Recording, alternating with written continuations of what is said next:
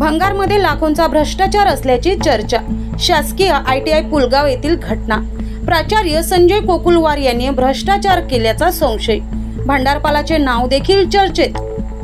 पुलगाव येथील शासकीय ITI मध्ये कार्यरत असलेले संजय कोकुलवार हे प्राचार्य म्हणून कार्यभार सांभाळत असतात। त्यांच्याकडे वर्धा, हिंगणघाट, देवडी येथील देखील कार्यभार आहे।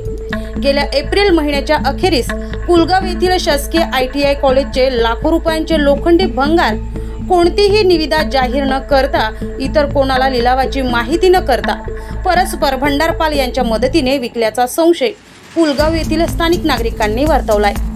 हे भंगार हिंदुस्तान क्रॉप्सचे 2 मोठे ट्रक गाडी नंबर MH04DR 2421 तसेच MH04DS 5668 या गाडीच्या साहाय्याने वाहतूक करून कित्येक टन लोहा रात्री 11च्या दरम्यान शासकीय ITI कॉलेजच्या परिसरातून जाताना अनेकांनी उघड्या डोळ्यांनी बघितलेला आहे। सदर भंगार लिलावाची शासकीय पद्धतीने ऑनलाईन पोर्टलवर जाहीर निविदा काढणे अनिवार्य असून त्याची वृत्तपत्रांना जाहिरात देणे देखील गरजेचे असते।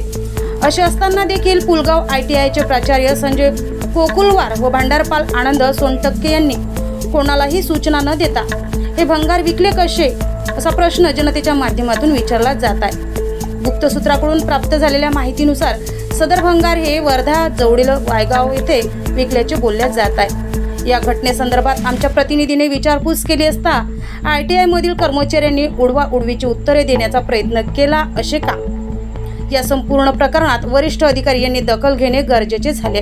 गेल्या कित्येक वर्षापासून अशाच प्रकारचे लोखंडी भंगार विकले गेले असेल त्याचा अंदाज लावणे आता अशक्य झाले आहे। याकरिता शासकीय ITIची कसून चौकशी करण्यात यावी, तसेच भ्रष्टाचारी शिक्षक व कर्मचारी यांच्यावर कठोर कारवाई करण्यात यावी अशी चर्चा जनमानसात जोर धरत आहे।